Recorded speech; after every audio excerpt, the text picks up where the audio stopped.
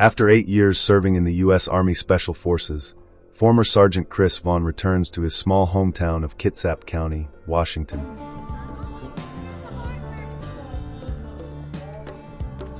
Walking the streets, he comes upon the town's mill, which is now closed. Sheriff Watkins and his deputy Ralston come upon Chris, telling him if he's looking to make money, then the newly opened casino, the Wild Cherry, would be the place to be. You're Chris Vaughn? Watkins then recognizes Chris as he's quite famous in town. Hey! Get in the car. And insists on giving him a ride home. Chris asks about the previous sheriff and learns he died in a car accident, but Watkins doesn't seem quite broken up about it.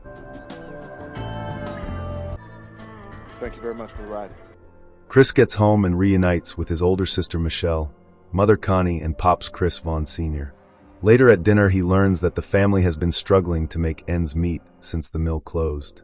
He also meets Pete, Michelle's son, who insists on camping outside now that Chris has taken over his room. Chris warns that it will rain, but Pete doesn't believe him. Like clockwork, the rain falls that night.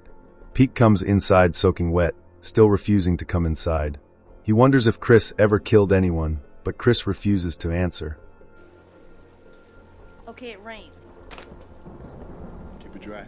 The following day, Chris is working on the front porch when his childhood best friend Ray Templeton stops by. Chris offers him a beer, but Ray is trying to stay clean. When Chris left town, he tried doing music, which led him to drugs, and he eventually got locked up for breaking and entering. He's doing much better now, proud of being sober for 18 months. Later, Chris and Ray meet up with his old childhood friends for a game of rugby. The town's rich kid Jay Hamilton soon turns up, and Chris's friends explain how after inheriting the mill, Jay quickly shut it down and started the casino instead. Jay has brought his own rugby side, and soon an intense match gets underway. Nobody's going. We're not gonna go. Pete also shows up to the field to hang out with some older kids. Chris sees one of them offer Pete a smoke, but Pete refuses. The rugby match is intense, gradually getting more physical with insults and trash talk going around. Go get your pads. Is that the best you got? What? Here, take a walk. For the final play, Chris's team are planning to win, while Jay's team are planning to do some damage, and the result?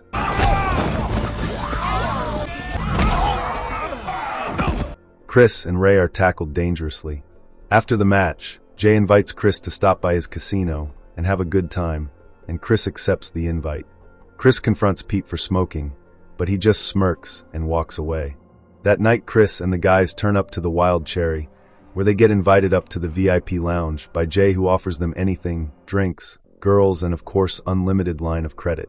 The guys want to show Chris a good time, so they bring him to a booth to get a private show. The lights go out, and the dancer behind the glass begins to put on a great show, about to get me demonetized until Chris recognizes her. It's Denny, his childhood crush. They start to talk until Denny recognizes his voice. Then, when she sees it's Chris, she runs away ashamed. Seeing Denny working in such a place breaks Chris's vibe, so he just wants to go. Let's go. They head downstairs to find one of their friends, Jimmy, at a table. He wants one last game, but when Chris spots the dealer swapping dice, he can't just stand by and say nothing. You're good. But I saw it. The dealer denies knowing what he's talking about, so Chris grabs the dice. Sir, it's not your role, sir. And tells everyone to place their bet on 7, putting his own money on the table. The dealer tries to stop him, but the dice rolls the 7, proving Chris's point. Chris demands his money since he won, but security ends up getting involved. They try to restrain Chris, but there's no restraining the former Special Forces soldier,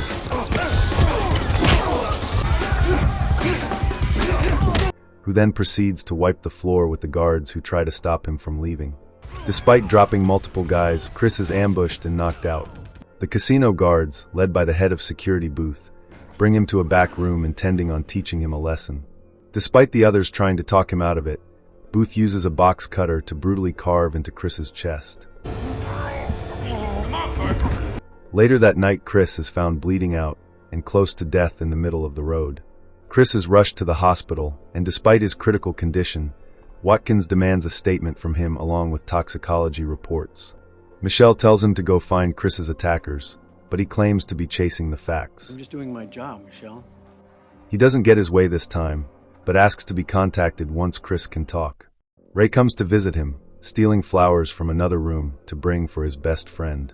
Seeing the state he's in, Chris realizes his home is not what it used to be. A few days later, Chris is released from the hospital, finding it hard to just walk. He spends the next few days recovering, Ray never leaving his side, and soon he starts to recover.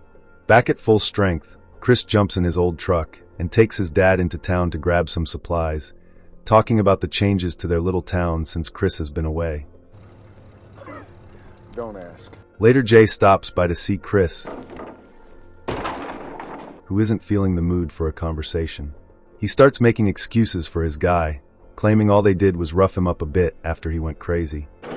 They miss a lot in your place, don't they, Jay? They say you went nuts, man. And then, Jay apologizes, then makes Chris an offer. He wants the vet to be his head of security, even offering him an envelope filled with cash, but Chris turns down his obvious attempt to buy him out. Jay leaves, and Chris heads straight to the sheriff's office to press charges on his attackers. Watkins has no intention of helping him, telling him the case has been closed after the casino did an internal investigation.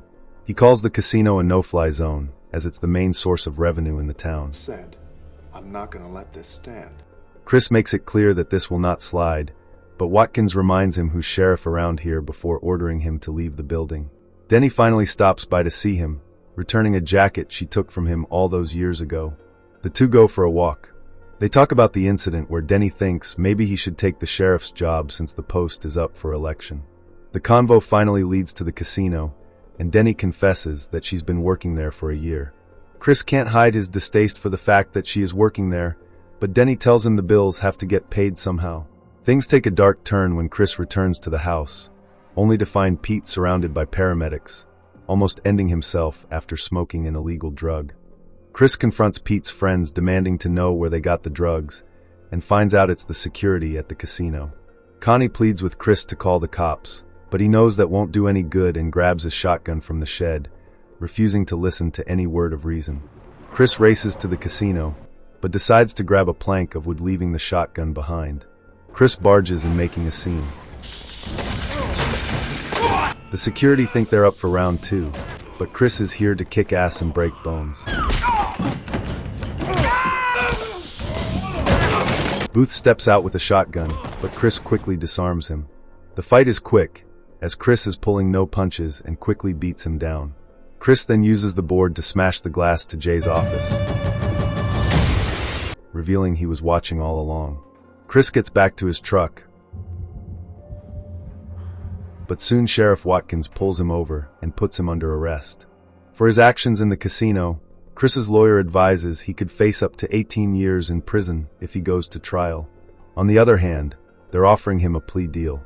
Plead guilty and just face 3 months house arrest, but Chris's pride won't allow him to admit to something he didn't do. At his trial, all Jay's security guys and the prosecution try to paint Chris as a violent, out-of-control person. Very dangerous person. Which in his hands became a devastating force. both bones with a single shot. Seemed to be too busy enjoying himself from what I could see. Whose main aim that day was to destroy property and hurt people. All this time, Chris's lawyer doesn't object not once and keeps glancing at Jay, so Chris knows he's cooked. Refusing to go down without a fight, though, Chris fires his lawyer on the spot. You're fired. And stands to plead his own case. Instead of talking about the attack, Chris speaks to the people of the town, people he grew up with. I grew up in this town. Ignoring many warnings of contempt of court, Chris announces that if he's freed, he will run for sheriff and clean up the community, and the crowd gradually starts agreeing with him. Then I'm gonna run for sheriff. Mr. Vaughn. To put the icing on the cake, Chris shows the scars he received at the hands of the men, That this never happens. shocking the entire crowd and catching Jay off guard. Chris is found not guilty of all charges to the applause of the entire courtroom. This is mine. Who soon begin calling him Sheriff Vaughn. A few weeks later, Chris is elected the new sheriff of the town and turns up to the sheriff's department wielding his log like a symbol of justice, and for his first act as sheriff, he fires the entire department. The next day, he does a traffic stop on Jay, demanding his papers. You're joking, right? They have a problem. Jay thinks it's the car, but Chris tells him it's the drugs he's selling out of his casino. Jay denies this, then starts to insult Chris. He failed at playing college football, failed being a soldier, and will fail to be a cop, subtly threatening that he won't live long if he pushes too hard. Chris doesn't respond, simply warning Jay to get his tail light fixed. Jay's tail light isn't broken, but Chris fixes that for him with the log. What's wrong with my taillights? Chris then stops by Ray, as he wants to make Ray his deputy. He reminds Chris he's a convicted felon, but Chris needs his help learning about the drug scene in town. Ray agrees, as long as he gets to wear a uniform. Soon the two begin shaking down low-level druggies and dealers around town, and soon they run into Booth at a drug den. Search him. Nothing there. Search him and find a package of illegal drugs. Booth expects to be read his rights and taken in, but Chris and Ray have other plans, and force Booth to watch as they rip his truck to shreds, claiming to be looking for more drugs.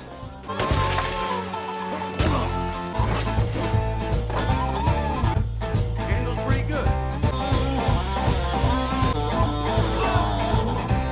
Booth still refuses to talk, warning that they're messing with powerful people. That night, Chris tries to give his dad a gun, as he can feel that something bad is coming. Chris Sr. put down his guns a long time ago, but Chris leaves the gun behind just in case. He gets to the station in the middle of Ray tormenting Booth with a bullhorn. He wants Ray to watch his house, just in case Jay tries targeting his family, while he'll stay behind and watch Booth.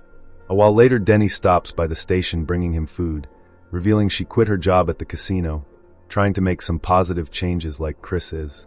The two end up sharing a kiss, which leads into them engaging in demonetizing activities.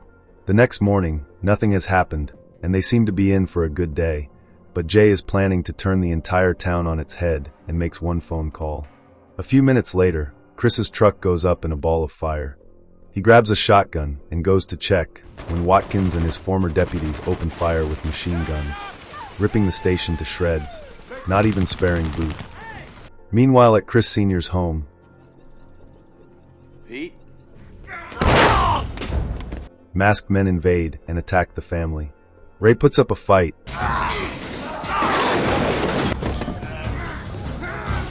managing to stab one of the men before knocking him out. Upstairs, two other men hold the family at gunpoint. One comes downstairs only to find his buddy dead. He goes looking for Ray, but Ray ambushes him and blasts him with the shotgun.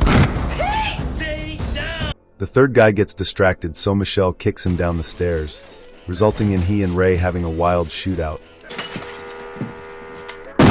hitting everything but the target. Chris creates a hole in the floor using his shotgun to evade the gunfire, and gives Denny a gun, instructing her to wait for his signal. Booth begs to be saved, eventually revealing that Jay's drug operation is at the mill. Chris tries to save him, but Booth is cut down in the hail of bullets. Stay down! Outside, Watkins calls out to him. One guy goes to throw an explosive, but Chris blasts him from under the floor, evades gunfire before cutting down the second man. Watkins opens up with the rifle, walking into the station and ripping the floor to shreds. Chris gives a signal, and Denny lets off shots, distracting Watkins and giving Chris a chance to drop him. Back at the home, Ray and the intruder run out of bullets, so they charge at each other in the most realistic movie fight. Ray eventually gets the upper hand and starts beating his face in until Chris shows up. The man Ray stabbed holds them at gunpoint, but Chris Sr. drops him with the shotgun. Everybody's fine, so Chris races over to the mill.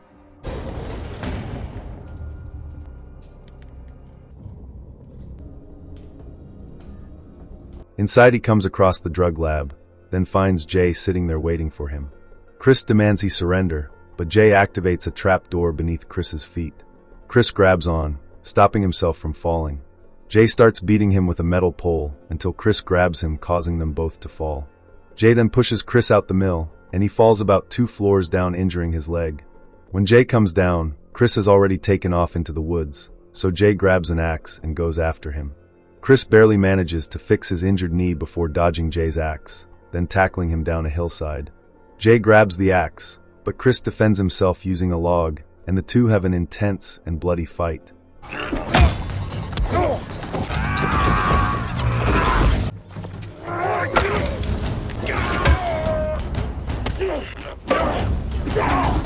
Eventually, Chris manages to muster the strength to overpower Jay, before using the log to break his leg, reminding him this is his This town. is my town. In the end, Chris shuts down the casino and reopens the mill, bringing his small town back to its former glory. Thanks for watching. If you had a good time, go ahead and hit that like button, drop a comment, and of course, subscribe for more recaps just like this. And hey, don't click away just yet. YouTube thinks you'll love one of these 2 videos popping up right here, so check them out next.